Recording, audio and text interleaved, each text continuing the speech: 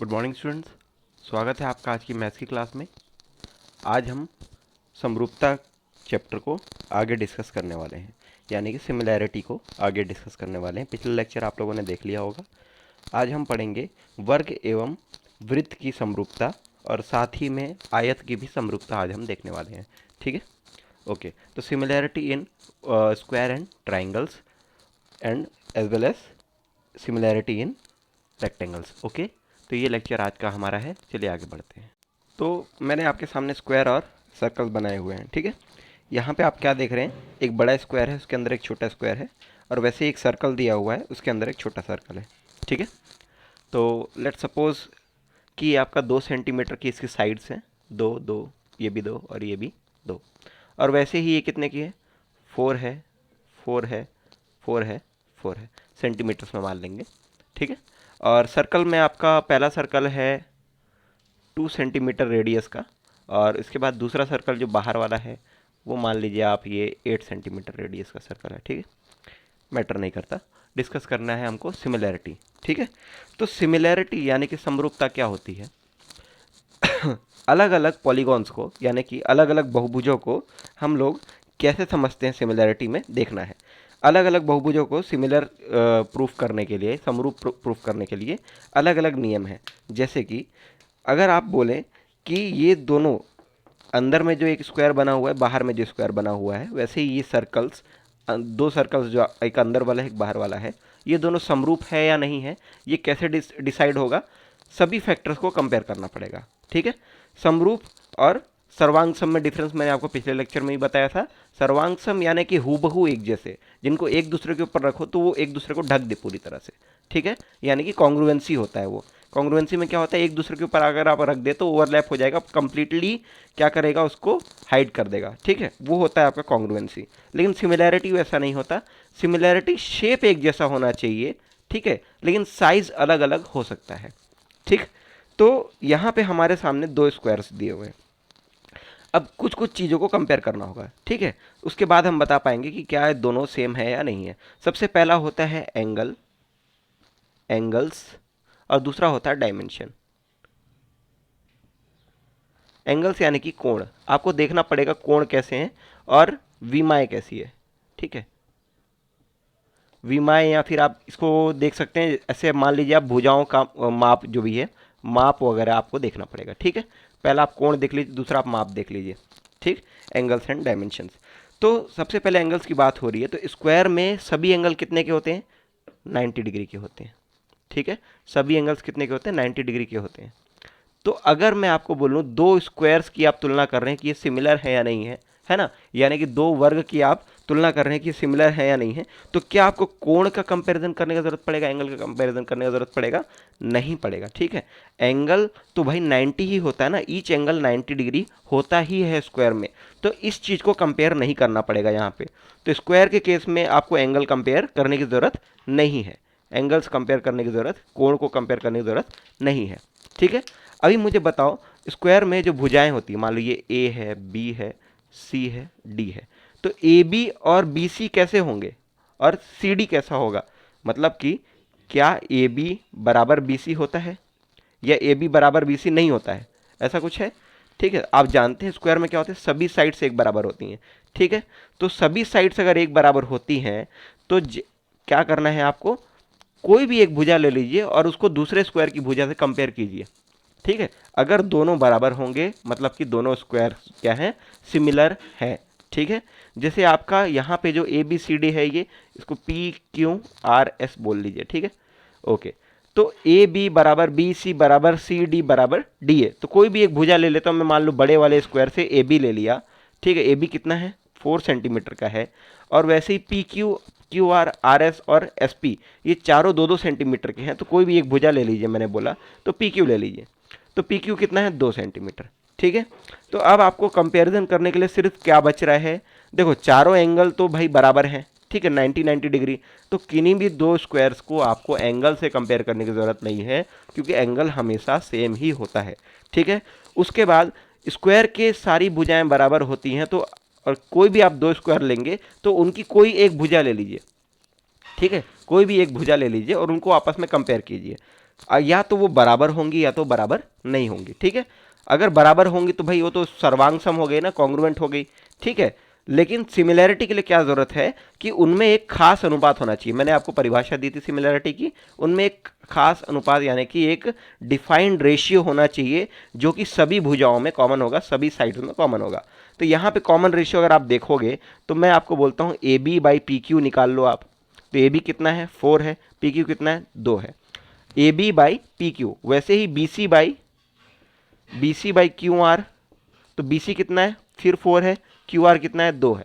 फिर आप ले लो C D by R S, अब सी डी कितना है 4 है, आर एस कितना है 2 है, ठीक है। वैसे एक और साइड बच गई आपकी D A by D A upon S P, ठीक है। ये कितना है 4 है 2 है। तो सभी जगह पे अगर आप देखोगे तो आंसर आपका कितना आ रहा है 2 ही आ रहा है ना, यहाँ भी 2 आ रहा है, यहाँ भी 2 आ रहा है, यहाँ भी 2 आ रहा है, यहाँ भी 2 आ रहा है। तो सब जगह एक कॉमन रेशियो है ना, ये कॉमन रेशियो है ये। इसी को क्या कहते हैं स्केल फैक्टर यानी कि गुणक कहते हैं। कौन सा गुणक? स्केल गुणक कहते हैं, ठीक है। तो स्केल फैक्टर जब कॉमन आ गया मतलब इसका मतलब क्या है कि सर अगर मैं छोटे वाले स्क्वायर में स्केल गुणक 2 का गुणा कर दूं तो वो बड़ा स्क्वायर बन जाएगा, समझ रहे हो। यानी कि if I will multiply scale factor in a dimension of small square then it will be equal to large square. समझ में आया क्या? तो एक कॉमन रेशियो क्या आ रहा है 2 2 2 2, यानी कि एक स्केल फैक्टर है। अगर मैं सिर्फ छोटे स्क्वायर की स्केलिंग कर दूं, स्केलिंग करने का मतलब कि स्केल फैक्टर से गुणा कर दूं तो वो बड़े स्क्वायर के बराबर आ जाएगा। इसलिए मैं कह सकता हूं कि सर ये दोनों जो स्क्वायर्स हैं ये दोनों क्या होंगे आपस में सिमिलर होंगे, ठीक है। ये दोनों स्क्वायर आपस में क्या होंगे सिमिलर होंगे। ध्यान दो कोई भी दो स्क्वायर ले लो आप, दुनिया में कोई भी दो स्क्वायर ले लो, वो दोनों स्क्वायर आपस में क्या होंगे सिमिलर होंगे ही। क्यों? क्योंकि स्क्वायर में कुछ कंपेयर करने को बचता नहीं है ज़्यादा, एंगल ऑलरेडी सेम होते हैं। स्क्वायर के हर एक डायमेंशन एक ही होता है, तो सिर्फ एक डायमेंशन आपको क्या करना है कंपेयर करना है। कोई भी एक भुजा ले लो और उसको कंपेयर कर लो, ठीक है। भुजा को लेकर कंपेयर करोगे जब आप तो आपको पता चल जाएगा कि हमेशा किन्हीं भी दो स्क्वायर में एक कॉमन रेशियो रहता ही है। कॉमन रेशियो जैसे मान लो अगर ये 4 की जगह 8 होता तो 8/2 कितना हो जाता 4, तो सभी भुजाओं का अनुपात 4 4 ही आता है, स्केल फैक्टर आपका 4 होता वहाँ पे। तो दुनिया में कोई भी दो स्क्वायर ले लीजिए उनका कॉमन रेशियो हमेशा रहेगा, उनमें स्केल फैक्टर हमेशा रहेगा। इसीलिए आप क्या कह सकते हो कि स्क्वायर्स में कोई भी स्क्वायर ले लो वो सिमिलर ही होते हैं आपस में, सभी squares are all squares are similar to each other, okay. तो इसी टाइप से अब हम क्या करेंगे सर्कल्स को डिस्कस करेंगे, ठीक है। अब सर्कल में कंपेयर करने लायक क्या होता है आपके पास? सिर्फ और सिर्फ एक ही चीज होती है रेडियस। कुछ लोग कह सकते हैं सर डायामीटर भी तो होता है। डायामीटर यानी कि क्या? ये आपकी त्रिज्या हो गई, ठीक है, और ये आपका क्या हो जाएगा व्यास। तो आप कह सकते हो सर त्रिज्या है व्यास भी तो है। अरे भाई व्यास जो है त्रिज्या का ही दुगना होता है ना। तो डायमीटर कंपेयर कर रहे हैं चाहे रेडियस कंपेयर कर रहे हैं मतलब एक ही है। तो हम क्या मानेंगे सिर्फ हमारे पास रेडियस है कंपेयर करने को, समझ रहे हो। सिर्फ और सिर्फ हमारे पास एक रेडियस है कंपेयर करने को। तो जब हमारे पास चीज़ ही एक ही है तो आप क्या कह सकते हो सिर्फ सर कोई भी दो रेडियस ले लो। मान लो पहला 2 सेंटीमीटर का रेडियस है R1 और दूसरा R2 कितने का है 8 सेंटीमीटर का रेडियस है। तो जब भी आप दो सर्कल के रेडियस को कंपेयर करोगे तो सिर्फ एक कंपैरिजन ही तो आ रहा है ना, या तो ये 2/8 हो जाएगा या तो 8/2 हो जाएगा। एनी केस आपको यहाँ पे स्केल फैक्टर 1/4 यहाँ पे 4 मिल रहा है, ठीक है। तो आप क्या बोल सकते हो सर अगर मैं बड़े स्क्वायर में स्केल फैक्टर 1/4 मल्टीप्लाई कर दूं तो वो छोटे स्क्वायर के बराबर आ जाएगा। और आप कह सकते हो कि सर मैं छोटे स्क्वायर में स्केल फैक्टर 4 मल्टीप्लाई कर दूं तो छोटे सर्कल में स्केल फैक्टर 4 मल्टीप्लाई कर दूं तो बड़े सर्कल के बराबर आ जाएगा, समझ रहे हो। छोटे वाले में स्केल फैक्टर बड़ा मल्टीप्लाई करोगे तो वो बड़े सर्कल के बराबर आएगा, और बड़े सर्कल में स्केल फैक्टर छोटा मल्टीप्लाई करोगे तो छोटे सर्कल के बराबर आ जाएगा। सिर्फ और सिर्फ कंपैरिजन क्या बनेगा यहाँ पे रेडियस का बनेगा, और इकलौता डायमेंशन है। इसीलिए आप क्या कह सकते हो जैसे कि स्क्वायर में हो रहा था कि सिर्फ और सिर्फ आपने एक भुजा कंपेयर कर ली, कोई भी एक साइड कंपेयर कर लिया, तो आप क्या कह पा रहे थे कि सभी स्क्वायर दुनिया में जितने भी स्क्वायर हैं सब आपस में क्या होते हैं सिमिलर ही होते हैं। ऑल स्क्वायर्स आर सिमिलर, ठीक है, ऑल स्क्वायर्स आर सिमिलर। वैसे ही ऑल ट्राइंगल्स आर सिमिलर, नहीं सॉरी, और सर्कल्स आर सिमिलर, ठीक है, ऑल सर्कल्स आर सिमिलर। तो आपके पास कोई भी दो सर्कल हो, जब भी आप एक रेशियो निकालेंगे तो कोई ना कोई रेशियो तो आएगा ही, लेकिन उससे कुछ फर्क नहीं पड़ता क्योंकि वो एक स्केल फैक्टर है। आप कह सकते हो सर इस सर्कल में मैं इतना स्केल फैक्टर मल्टीप्लाई करूँ तो इस सर्कल के बराबर हो जाएगा। तो इसीलिए ध्यान रखेंगे स्क्वायर और सर्कल स्पेशल केसेस है सिमिलैरिटी के। कैसे टाइप के स्पेशल केसेस है सिमिलैरिटी के, कि इनमें आप दुनिया में कोई भी दो सर्कल ले लो या कोई भी दो स्क्वायर ले लो, जब आप कंपेयर करोगे तो वो सिमिलर ही होंगे, ठीक है, वो ऑलवेज सिमिलर होंगे। तो आपको स्क्वायर के लिए और सर्कल के लिए टेंशन लेने की जरूरत नहीं है। अब हम क्या पढ़ेंगे, अदर पॉलीगॉन्स को पढ़ेंगे, ठीक है, अदर पॉलीगॉन्स। अदर पॉलीगॉन्स, अब अदर पॉलीगॉन्स में क्या आ रहा है, पूरा चैप्टर हमको इन्हीं के ऊपर पढ़ना है, यानी कि अन्य बहुभुज, ठीक है। आपको क्या देखना है, अब दूसरे बहुभुजों को देखना है। तो दूसरे बहुभुजों में सबसे पहले हम लोग क्या पढ़ने वाले हैं, एक रेक्टेंगल पढ़ेंगे, ठीक है। सबसे पहला हम लोग पढ़ने वाले हैं रेक्टेंगल्स, यानी कि आयत, ठीक। तो आज का लेक्चर सिर्फ और सिर्फ आगे रेक्टेंगल पर आश्रित होगा, रेक्टेंगल के बेसिस पे हम लोग पढ़ने वाले हैं, ठीक है। तो रेक्टेंगल्स में मैंने आपके सामने एक रेक्टेंगल बनाया हुआ है। रेक्टेंगल है ABCD, डायमेंशंस आपको लिख देता हूँ मैं, चलिए। ये मान लो 2 सेंटीमीटर का है, ये 1 हो जाएगा, ये 2 हो जाएगा और ये फिर भी 1 हो जाएगा, ठीक है। तो अब हमारे सामने एक रेक्टेंगल है, ठीक है, और उसके नीचे में 2 रेक्टेंगल मैंने और बनाए हुए हैं, ठीक है। उनका डायमेंशन बाद में लिखूंगा। फिलहाल आप समझो कि रेक्टेंगल में क्या क्या होता है कंपेयर करने लायक, ठीक है। सबसे पहला क्या होता है, रेक्टेंगल में एंगल्स होते हैं, ठीक है। और दूसरा क्या होता है, लेंथ होता है एक, और तीसरा क्या होता है, ब्रेड्थ होता है, ठीक है। एंगल्स, लेंथ एंड ब्रेड्थ, यानी कि कोण होता है, उसके बाद क्या होता है, लंबाई होती है और एक चौड़ाई होती है। तो इन 3 चीज़ों के ऊपर क्या होता है, कंपैरिजन बनेगा, ठीक है। तो सबसे पहले देख लेते हैं, मुझे बताओ रेक्टेंगल में कोण कितना होता है, ईच एंगल कितने होते हैं। सभी के सभी एंगल सर 90 डिग्री के ही होते हैं, सारे के सारे एंगल 90 डिग्री के होते हैं। तो मुझे बताओ, अगर आप 2 रेक्टेंगल्स को कंपेयर कर रहे हो तो क्या उनके कोणों को कंपेयर करोगे, अब नहीं करोगे। क्यों नहीं करोगे, क्योंकि सर जब सेम होता है तो क्या कंपेयर करना, समझ रहे हो, जब सेम होता है तो क्या कंपेयर करना, कोई ज़रूरत नहीं है एंगल्स कंपेयर करने की, ठीक है। तो एंगल्स हम कंपेयर नहीं करेंगे सिमिलैरिटी चेक करते समय, क्यों, क्योंकि वो ऑलरेडी सेम है। जब सेम है तो उन चीज़ों के ऊपर डिस्कशन करने का कोई मतलब नहीं बनता है, ठीक है। अब क्या बच जाता है एंगल्स के बाद, सेकंड नंबर पे आएगा लेंथ और उसके बाद आ जाएगा ब्रेड्थ, ठीक है।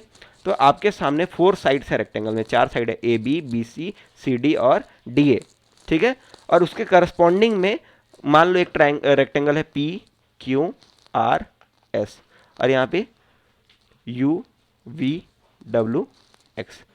तो हमारे पास 2 रेक्टेंगल्स और हैं, PQRS और UVWX, ठीक है। तो अब देख लो करस्पॉन्डिंग में, अगर मैं बोलूं कि AB और PQ करस्पॉन्डिंग साइड्स हैं, समझ रहे हो, यानी कि संगत भुजाएं हैं जिनका हम आपस में कंपैरिजन करने वाले हैं। और वैसे ही बोलूं कि AB और UV भी क्या है सर, करस्पॉन्डिंग साइड्स है, यानी कि संगत भुजाएं हैं। तो अब हमको क्या करना है, जो संगत भुजाएं उनका आपस में कंपेयर करना है। तो अगर AB है, AB से तुलना करेंगे हम PQ की, BC से तुलना करेंगे QR की, CD से तुलना करेंगे RS की, और DA से तुलना करेंगे SP की, ठीक है। ओके, इसी प्रकार से AB कंपेयर होगा UV से, BC कंपेयर होगा VW से, CD कंपेयर होगा WX से, और XU से कंपेयर होगा DA, ऑलराइट। तो ये हमारे सामने 2 चीज़ें आ गई, ओके। तो अब मैं डायमेंशंस लिख लेता हूँ आपके लिए। मान लो ये कितना हो जा रहा है, ये है आपका 3, ठीक है, और ये आ जाएगा आपका 1.5 समथिंग, चलो इसको 4 कर लो, 4, 2 और इसके बाद ये आ जाएगा, फिर ये भी 4, क्योंकि सामने की भुजाएं क्या होती हैं, बराबर होती हैं, और ये आ जाएगा 2, ठीक है। तो ये हो गया पहला। और दूसरा क्या ले लेंगे ऐसे ही, मान लो ये है आपका 3, उसके बाद आ जाएगा आपका 7, फिर आपका आ जाएगा ये भी 3 और ये भी 7। तो हम लोगों ने मान लिया है कुछ कुछ डायमेंशंस हैं, ओके, 3 7 3 7, ओके ओके। तो लेंथ और ब्रेड्थ मैंने क्यों लिखा है सर, हमको चारों साइड्स का आपस में कंपैरिजन करके रेशियो निकालने की ज़रूरत नहीं है। क्या होता है, आपको सिमिलैरिटी चेक करनी होती है तो उसमें कॉमन स्केलिंग होनी चाहिए। हम लोग क्या मानते हैं, कॉमन स्केलिंग, यानी कि एक अगर स्केल फैक्टर होगा, स्केल गुणक, ठीक है, अगर एक स्केल गुणक कॉमन होगा किन्हीं भी 2 आकृतियों में, तो आप बोल सकते हो कि वो आकृतियां क्या हैं, समान हैं, वो आकृतियां क्या है, सिमिलर हैं, ऑलराइट। अगर कोई स्केल फैक्टर कॉमन है तो आप बोल सकते हो सर अगर मैं इस आकृति में इतना स्केलिंग कर दूं या इतना स्केल फैक्टर मल्टीप्लाई कर दूं तो ये वाली आकृति बन जाएगी, तभी सिमिलरिटी मानी जाती है ना। बिल्कुल। तो यहाँ पे अब हमारे पास हमको क्या करना है कि दो आकृतियों में कॉमन स्केल फैक्टर देखना है। अगर स्केल फैक्टर कॉमन है, अगर स्केल फैक्टर कॉमन है तो दोनों आकृतियां क्या होंगी, सेम होंगी। अगर स्केल फैक्टर कॉमन नहीं है तो आकृतियां सिमिलर नहीं होंगी। समझ में आया क्या? तो आपको कॉमन स्केल फैक्टर खोजना है, आपको चेक करना है कि कहाँ पे स्केल फैक्टर कॉमन आ रहा है, कहाँ पे स्केल फैक्टर कॉमन नहीं आ रहा है। ठीक है, तो सबसे पहले कंपेयर करते हैं पहले दो रेक्टेंगल सा। ठीक है, हम लोग मान लो कंपेयर करने वाले हैं A B C D and P Q R S का। ओके, तो मैं 2 मिनट के लिए मिटा रहा हूँ, डाटा मैं फिर से लिख दूंगा आपके सामने। कंपैरिजन कर रहे हैं rectangle A B C D का और rectangle P Q R S का। इन दोनों रेक्टेंगल्स का हम लोग कंपैरिजन कर रहे हैं। तो कंपैरिजन कैसे बनता है, एक बाद वाली एक को बाद में आ रही है मान लो, मतलब एक से दूसरा आ रहा है या पहले से दूसरा जनरेट कर रहे हैं हम लोग, तो इसलिए क्या करते हैं संगत भुजाओं का यानी कि करस्पॉन्डिंग साइड्स का रेशियो लेते हैं। तो मान लो क्या ले लिया हम लोगों ने, ऊपर में पी क्यू ले लिया और नीचे में क्या ले लेंगे, ए बी ले लेंगे। तो P Q upon A B करने पर आपको क्या मिल रहा है, देखो 4/2। ऑलराइट, तो ये आपका आ जाएगा 2। तो ये हो गया पहली दो संगत भुजाओं का अनुपात। ठीक है, तो A B upon P Q ले लो, चाहे P Q upon A B ले लो। ठीक है, तो अगर आप A B upon P Q लोगे तो 1/2 आ जाएगा, डजंट मैटर। तो पहला हो गया, पहली दो भुजाओं का अनुपात आपको मिल गया 2। अब आपको क्या करना पड़ेगा, दूसरी दो भुजाओं का अनुपात भी लेना पड़ेगा। ठीक है, अब क्या करना पड़ेगा, नेक्स्ट कंजिक्यूटिव मतलब करस्पॉन्डिंग साइड्स का रेशियो ले लो। अब B C sorry Q R upon B C, तो क्यू आर कितना है आपका 2 है और बी सी कितना है 1 है। तो इसको सॉल्व करने पे फिर से क्या मिल रहा है आपको, 2 मिल रहा है। तो अब आपने क्या देखा, सर लेंथ का रेशियो लिया, लेंथ का रेशियो लिया लंबाई का दोनों के, तो कितना आ गया, स्केल फैक्टर 2 आ गया। और अगर ब्रेड्थ का रेशियो ले रहे हैं यानी कि चौड़ाई का रेशियो ले रहे हैं तो भी स्केल फैक्टर कितना आ रहा है, 2 आ रहा है। तो सर इसके चारों डायमेंशन मतलब कि ए बी और आर एस तो बराबर, ए बी और सी डी तो बराबर है ना, तो ए बी कंपेयर कर लिया तो मतलब सी डी भी कंपेयर हो गया। ठीक है, 2 बार करने की ज़रूरत नहीं है। तो ए बी और बी सी को कंपेयर कर लिया पी क्यू और क्यू आर से, सर स्केल फैक्टर 2 आ रहा है, मतलब मैं इस वाले अगर रेक्टेंगल में 2 का मल्टीप्लिकेशन करता हूँ स्केल फैक्टर 2 का, तो ये वाला रेक्टेंगल के बराबर आ जाएगा। ठीक है, तो आप कह सकते हो कि ये रेक्टेंगल और ये रेक्टेंगल क्या है, आपस में सिमिलर है। और ये जो चिन्ह मैंने आपके सामने बनाया है ये सिमिलैरिटी का साइन है। ठीक है, ये सिमिलैरिटी का साइन है। एक और साइन आपने पिछले साल पढ़ा हुआ था, ये वाला इक्वल टू और उसके ऊपर ये ऐसे ही। ठीक है, तो ये क्या था आपका, कॉन्ग्रुएंसी का साइन था। ठीक है, यानी कि सर्वांग समता का, और ये क्या है, समरूपता का। ध्यान रखें, कंफ्यूजन नहीं होना है, ये सर्वांग समता का चिन्ह है, ये समरूपता का चिन्ह है। ठीक है, तो मैंने आपको बताया कि आपको रेक्टेंगल को अगर सिमिलर प्रूफ करना है तो ज़्यादा कुछ नहीं करना, सिर्फ आप क्या करो, दो करस्पॉन्डिंग साइड्स का क्या करोगे, आप रेशियो ले लोगे।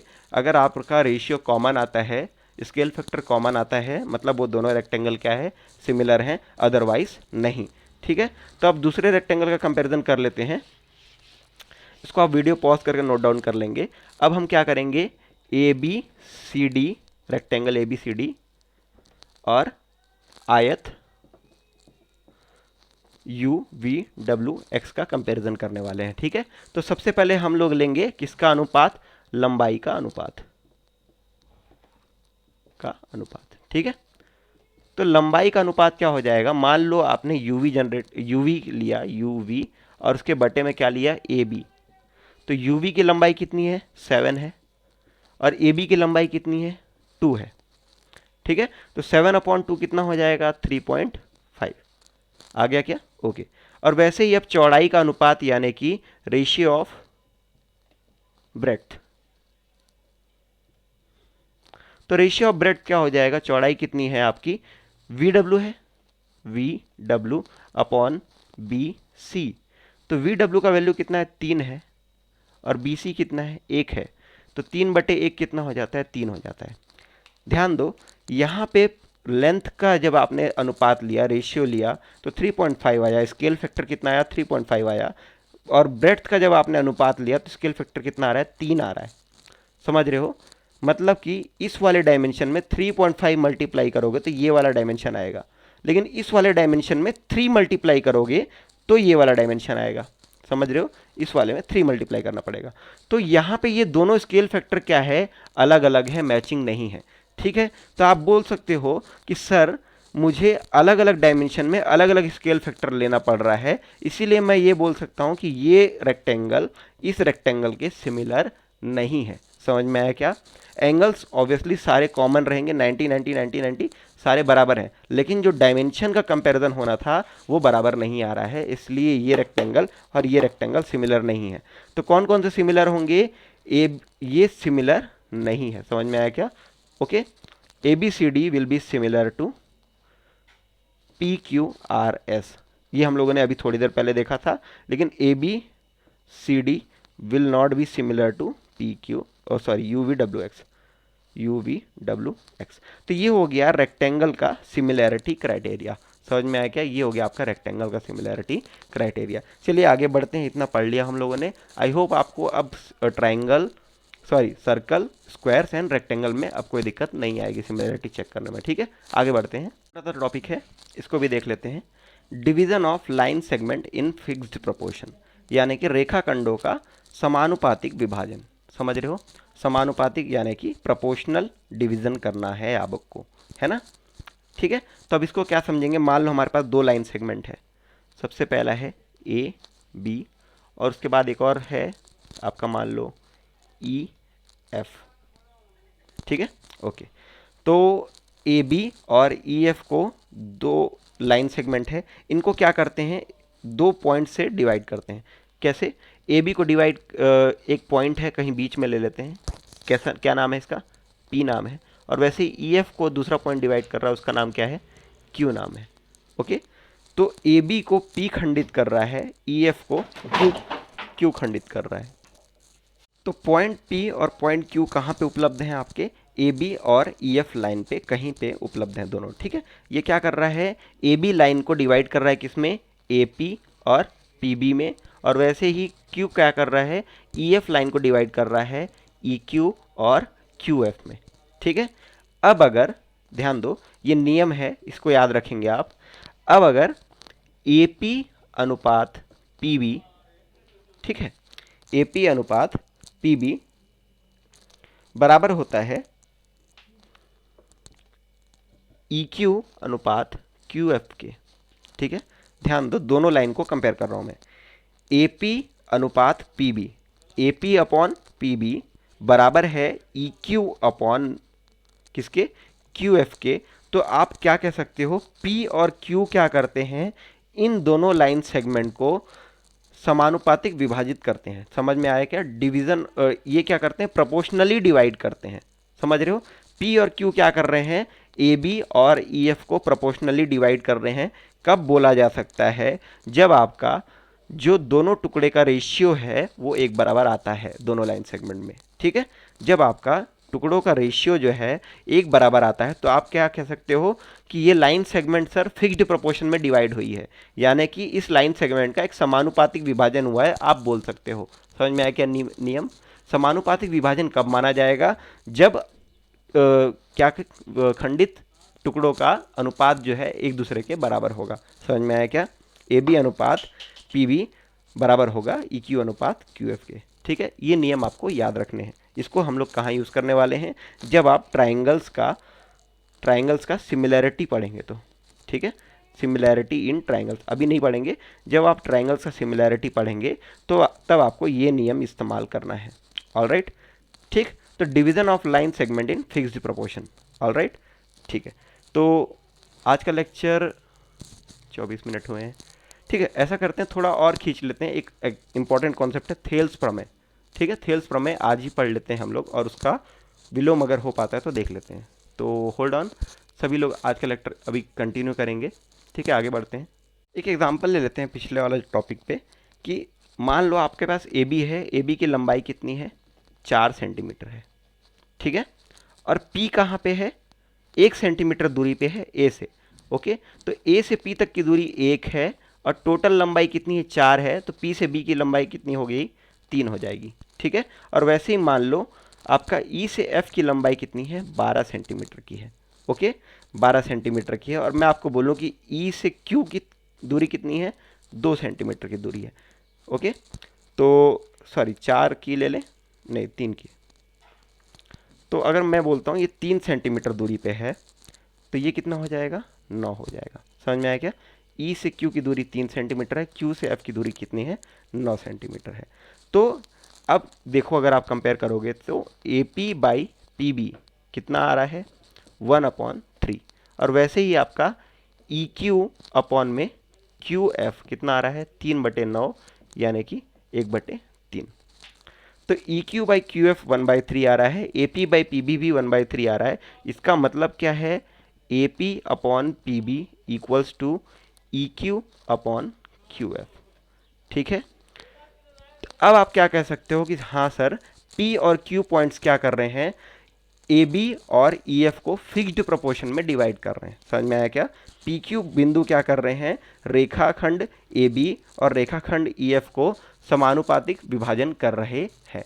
ये हो गया पिछले टॉपिक का कंक्लूजन, जो आपको मैं समझाना चाह रहा था। ठीक है, आगे बढ़ते हैं थेल्स प्रमेय की तरफ।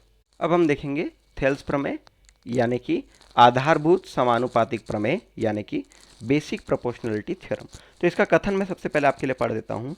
यदि किसी त्रिभुज की एक भुजा के समांतर बाकी दो भुजाओं को भिन्न भिन्न बिंदुओं पर प्रतिच्छेद करती हुई एक रेखा खींची जाए, जो यह रेखा को उन दोनों भुजाओं की एक ही अनुपात में विभाजित करता है।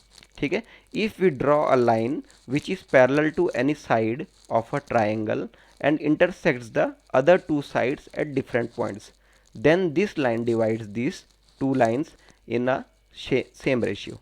ओके, तो इसको समझ लो, स्टेटमेंट क्या कह रहा है कि अगर आपके पास एक ट्राइंगल है ए बी और सी, ठीक है, तो इस ट्राइंगल में आधार कौन सा है, मान लो बी सी है। ठीक है, बी सी आधार है। तो अब आपको कह रहा है कि अगर इस बी सी आधार के समांतर एक रेखा खींची जाए, समांतर यानी कि पैरेलल, तो अगर एक समांतर रेखा आप खींचते हैं तो वो अदर जो टू साइड्स हैं, यानी कि अन्य जो दो भुजाएं हैं, उनको अलग अलग बिंदुओं पे काटेगी। तो यहाँ पे काट रही है और यहाँ पे काट रही है, तो अलग अलग दो बिंदुओं पे काट रही है।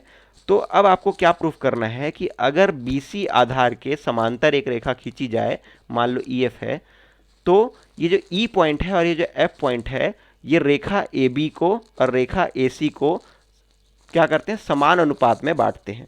ठीक है, तो आपको क्या प्रूफ करना है यहाँ पे, AE अपॉन में EB will be equal to AF upon में FC। ये आपको प्रूफ करना है थेल्स प्रमेय में। ओके, तो यहाँ पे बहुत सिंपल सा है, बोल रहा है कि BC आधार के समांतर एक रेखा EF खींचने वाले हम लोग, ये कहाँ पे काटेगी, दो अलग अलग बिंदुओं पे काटेगी अन्य दो भुजाओं को। तो आपको बताना है कि ये जो बिंदु है ये समानुपातिक विभाजन कर रहे हैं, मतलब ये जो रेखा है ये दो भुजाओं का समानुपातिक विभाजन यानी कि फिक्स्ड प्रोपोर्शन में डिवीजन कर रही है।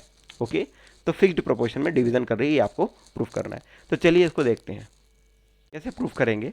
सबसे पहले आपको क्या करना है, ई से एक परपेंडिकुलर लाइन खींचो, किसके ऊपर, BA के ऊपर। ठीक है, कहाँ से आएगा, ई से एक लंब गिराना है आपको AB के ऊपर, यानी कि draw perpendicular line on AB from point E।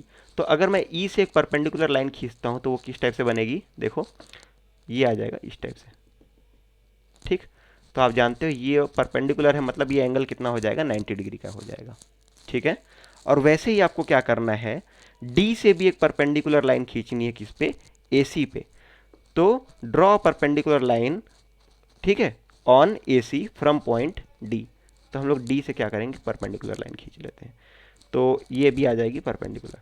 तो इसको नाम दे दो, ये हो जाएगा N और ये हो जाएगा M। ठीक है, ये हो गया कंस्ट्रक्शन।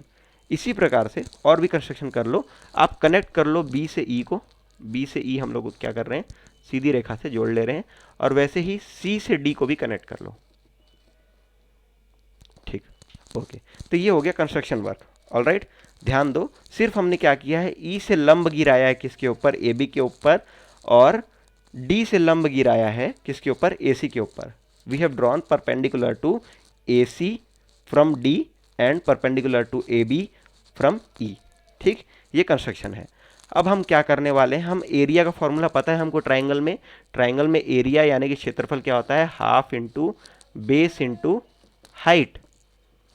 ठीक है, और ध्यान दो ये जो हाइट है वो परपेंडिकुलर डिस्टेंस लिया जाता है, समझ रहे हो। अगर ये ट्राइंगल है तो अगर आप बोल रहे हो ये बेस है सर, तो हाइट किसको लिया जाएगा, ये जो शीर्ष से लंब गिरेगा ना, ये वाली हाइट, तो ये होती है आपकी हाइट। समझ में आया क्या।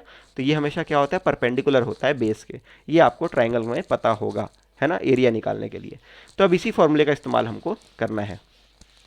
सबसे पहले मैं क्या करता हूँ, सबसे पहले मैं क्या करूँगा, आपका ट्राइंगल ले लेता हूँ ए डी ई। ठीक है, triangle A D E, triangle A D E.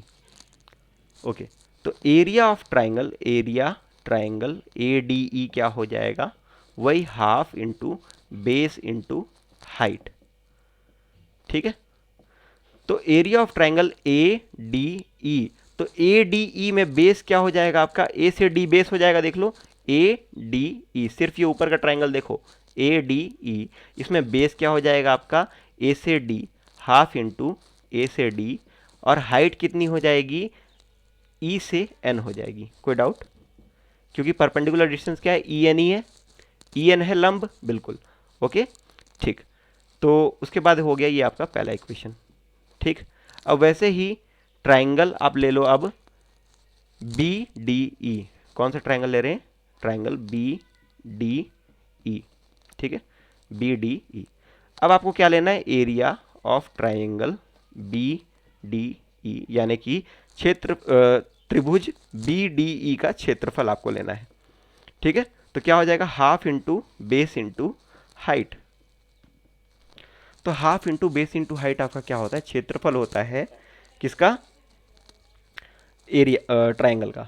ठीक है, तो यहां देख लो बेस क्या है, बी डी ई ट्राइंगल में बेस क्या रहेगा, बी से डी होगा, है ना। ये ट्राइंगल अगर आपको नहीं दिख रहा तो ऐसा होगा, समझ लो लगभग ये ऐसा दिखाई देगा।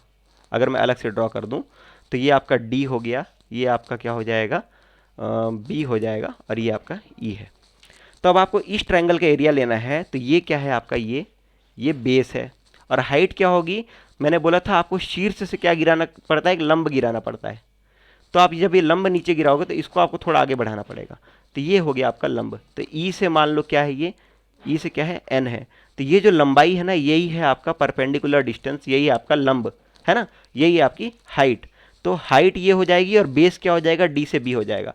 समझ लो यहाँ कोई कंफ्यूज नहीं होने की ज़रूरत नहीं है कि सर आपका जो हाइट है वो ट्राइंगल से बाहर है। कोई बात नहीं, हाइट ट्राइंगल से बाहर चल जाता है, आपको बेस को बस ध्यान रखना है। बेस क्या है, बेस हम लोग लेंगे डी से बी तक, तो बेस इंटू हाइट, तो ये हो जाएगा ट्राइंगल का एरिया, है ना। तो यहाँ पे आपका एरिया ऑफ ट्राइंगल क्या आ जाएगा, हाफ इंटू बेस कितना है आपका, ट्राइंगल बी डी ई के लिए बेस है बी से डी, बी से डी, और हाइट क्या हो जाएगी, बी से डी बेस हो गया, हाइट है सर ई से एन, देख लो फिर से ई से एन क्या है आपकी हाइट है। ठीक, कोई कंफ्यूजन होने की जरूरत नहीं है। ए डी ई देखोगे तो भी क्या होगा, हाइट ई एन ही होगा, और डी बी ई देखोगे मतलब कि बी डी ई देखोगे तो भी हाइट क्या होगा, ई से एन ही होगा। ठीक है, तो ये हो गया इक्वेशन नंबर 2।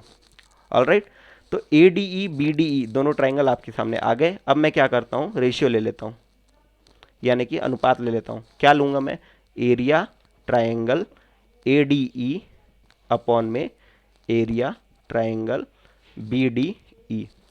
कुछ नहीं किया मैंने, सिर्फ area triangle A D E और area triangle B D E का अनुपात लिया है। क्या हो जाएगा, half into A D into E N, यहाँ देख लो half into A D into E N बटे में half into B D into E N. ठीक है, ओके। अब आप देख लो ई एन कॉमन है सर, ये कट जाएंगे, 1/2 भी कट जाएंगे, सिर्फ और सिर्फ क्या बचेगा, A D upon B D. समझ रहे हो, A D upon B D बचेगा। तो ये आप क्या मानोगे, इक्वेशन नंबर 3। ये क्या इक्वेशन नंबर 3 है। मैंने बोला आपको, आप कौन सा एरिया लोगे, ए डी ई का एरिया और बी डी ई का एरिया, इन दोनों का अनुपात जब आप लोगे तो वो किसके बराबर आ रहा है, ए से डी की दूरी और बी से डी की दूरी, इन दोनों के अनुपात के बराबर आ रहा है। किसका एरिया, इस एरिया का अनुपात और इस एरिया का अनुपात। ठीक है, ध्यान दो, अनुपात बराबर आ सकता है। ये आप बोल सकते हो सर ये लंबाई है और ये क्षेत्रफल है, ये दोनों बराबर कैसे आ रहे हैं, नहीं, सिर्फ ये अनुपात है, ये भी अनुपात है। समझ में आया क्या? ओके, तो इसको होल्ड करो, इसको अपने पास रखोगे, लिख के रखते हैं, आगे बढ़ते हैं दूसरी तरफ। तो पीछे जो मैंने सॉल्व किया वो ऊपर लिख लिया, area of triangle A D upon area of triangle B D equals to A D upon B D. ये इक्वेशन नंबर 3 है। अब हम लोग वही काम दोबारा करने वाले हैं। जिन लोगों को पिछली बार समझ में नहीं आया दोबारा देखो। अब क्या करेंगे, इस वाली साइड को लेंगे, ठीक है।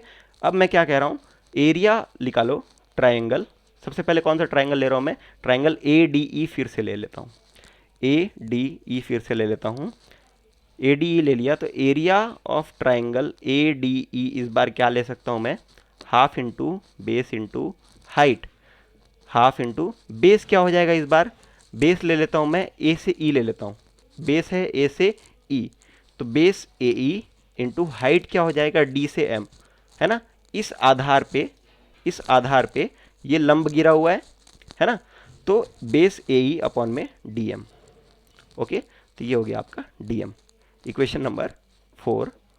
वैसे ही अभी ट्राइंगल सी ई डी ले लो, ट्राइंगल सी ई डी ले लो, और area of triangle C E D कितना हो जाएगा, area of triangle C E D क्या हो जाएगा, वही half into base into height. तो आपका बेस यानी कि आधार कितना है यहाँ पे, ट्राइंगल सी ई डी में आधार आपका हो जाएगा ई सी, ठीक है, आधार आपका हो जाएगा ई सी, और हाइट क्या हो जाएगी, डी से एम, ठीक है, हाइट हो जाएगी डी से एम। शीर्ष से लंब गिराना होता है बेस के ऊपर, तो बेस के अंदर तो नहीं आ रहा, तो हम बेस को आगे बढ़ा लिए मान लेते हैं, और लंब गिरा है तो वो कहाँ पे जाके टकरा रहा है, एम पे। तो इसलिए हाइट क्या हो जाएगी, डी से एम, और बेस क्या हो जाएगा, ई से सी। तो ई सी बेस हो गया, डी एम क्या हो गई, हाइट हो गई, यानी कि आधार ई सी हो गया और ऊंचाई क्या हो गई, डी एम हो गई। तो ये हो जाएगा आपका इक्वेशन नंबर 5। ठीक, फिर से वही करेंगे, रेशियो ले लो यानी कि अनुपात ले लो। अनुपात क्या आ जाएगा, area triangle A D E अनुपात area triangle C E D. ठीक है, ए डी ई और सी ई डी का अनुपात लोगे तो ए डी ई का एरिया क्या है, half into A E into D M upon में half into E C into D M. काटो 1/2 1/2, डी एम कैंसल आउट। ठीक है, यहाँ से क्या मिल जाएगा आपको, ए ई अपॉन में ई सी। ये क्या है आपका इक्वेशन नंबर 4 है। ठीक, तो अब मैं क्या बोल रहा हूँ sir, area A D E और एरिया सी ई डी का जब आप अनुपात लोगे इस ट्रायंगल का और इस वाले निचले ट्रायंगल का, तो क्षेत्रफल क्या आ रहा है बराबर, इनका अनुपात क्या आ रहा है, ए ई अपॉन में ई सी आ रहा है। ठीक है, तो इसको भी हम लोग क्या करते हैं, लिख के रख लेते हैं एक तरफ। ओके, तो यहाँ तक आप लोग वीडियो पॉज करके नोट डाउन करेंगे। मैं जो अभी तक हम लोगों ने किया उसको लिख के रख लेता हूँ। इक्वेशन नंबर कौन सा, 6, सॉरी 5 के बाद क्या आता है 6। तो इक्वेशन नंबर 6 के अनुसार क्या हो रहा है, area triangle A D E upon में area triangle C E D बराबर आ गया ए ई अपॉन में ई सी। ठीक है, ये हो गया इक्वेशन नंबर 6। तो ये दोनों चीज़ आप एक तरफ रखो, आगे बढ़ते हैं। अभी यहाँ पे ले लो triangle B D E and triangle C E D. ठीक है, B D E C E D, ये दोनों ट्राइंगल ले रहे हैं। ध्यान दो, आपको बताया गया था कि बी सी और डी ई पैरेलल हैं यानी कि समांतर हैं। ठीक है, बी सी समांतर है डी ई के, और उभयनिष्ठ आधार क्या है, डी ई है, यानी कि कॉमन बेस डी ई है। तो आप लोगों ने पिछले साल एक नियम पढ़ा होगा कि जब दो समांतर रेखाओं के बीच में दो त्रिभुज बने हुए हों, ठीक है, दो समांतर रेखाओं के बीच में दो त्रिभुज बने हुए हों जिनका आधार कॉमन हो, उभयनिष्ठ आधार हो, तो क्या होता है, इन दोनों ट्राइंगल का क्षेत्रफल क्या हो जाएगा, बराबर हो जाएगा। तो बी डी ई का एरिया बराबर होगा सी ई डी के एरिया के। ठीक है, therefore area of triangle B D E will be equal to area of triangle C E D. यहाँ तक समझ में आया क्या, मतलब ये वाला क्षेत्रफल और ये वाला क्षेत्रफल बराबर होगा। ठीक है, मतलब ये निचला ट्राइंगल ये वाला और वैसे ही निचला ट्रायंगल ये वाला, ये दोनों का क्षेत्रफल क्या होगा, आपस में बराबर होगा। अब ध्यान दो, इन दोनों को देखो, कंपेयर करो। ADE ऊपर कॉमन है, ADE नीचे भी कॉमन है, ठीक है। यहाँ पे BDE दिया हुआ था, यहाँ पे CED दिया हुआ था, BDE और CED, तो भाई ये बराबर है इसके, निचला वाला भी ये इसके बराबर है, मतलब ये पूरा अनुपात एक दूसरे के बराबर हो जाएगा। इक्वेशन नंबर 3 का लेफ्ट हैंड साइड और इक्वेशन नंबर 6 का लेफ्ट हैंड साइड एक बराबर है, बिल्कुल है। समझ में आया क्या? इसलिए मैं क्या कह सकता हूँ, ये मान लो आप क्या है, इक्वेशन नंबर 7 है, ये इक्वेशन नंबर 8 है। तो 3, 6, 7 और 8 को तुलना करने पर आपको क्या मिलेगा कि area triangle ADE upon area triangle BDE equal to area triangle ADE upon area triangle CED। समझ रहे हो कैसे हुआ? ये दोनों अंश तो पहले ही बराबर हैं, देख लो ADE ADE दोनों कॉमन एरिया है, सिर्फ ये ऊपर का एरिया तो आपस में बराबर ही होगा ना, ADE बराबर ADE। और नीचे में क्या दिया था, BDE और CED, तो BDE और CED तो बराबर है, ठीक है।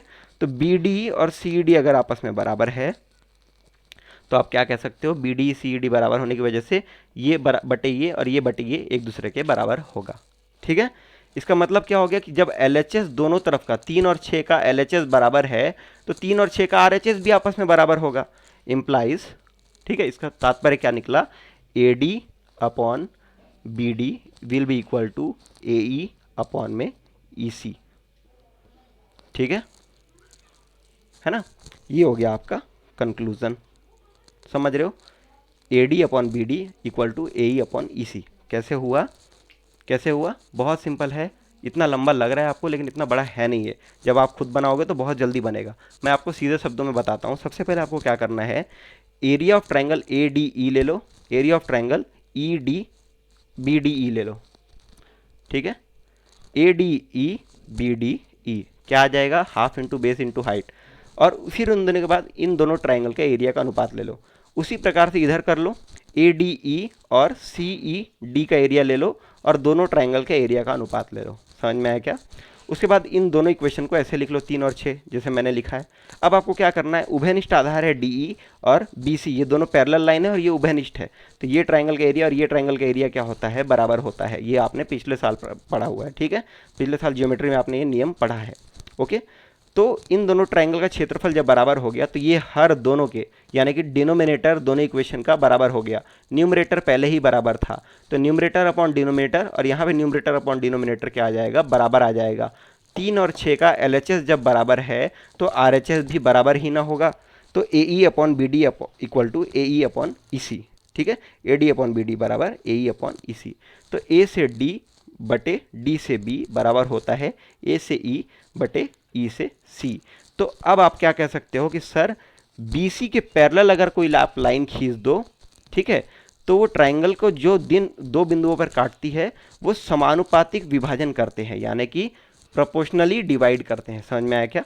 प्रोपोर्शनली डिवाइड करते हैं दोनों भुजाओं को। ये आपका कंक्लूजन हो गया थेल्स प्रमेय का। ऑल राइट, तो इसको आप लोग पढ़ेंगे। अगले लेक्चर में हम लोग इसका रिवर्स देखेंगे, यानी कि अगर आपको बोल दे कि ये दो क्या है, मतलब ये अनुपात जो है सेम है AD बटे DB का और AE बटे EC का, तो आपको सिद्ध करना है कि DE समांतर है BC के। ये आपका इन्वर्स बोलता है, इन्वर्स ऑफ थेल्स थ्योरम, यानी कि बेसिक प्रोपोर्शनलिटी थ्योरम का उल्टा भी सिद्ध करना है। ये हम लोग नेक्स्ट लेक्चर में देखने वाले हैं, ठीक है।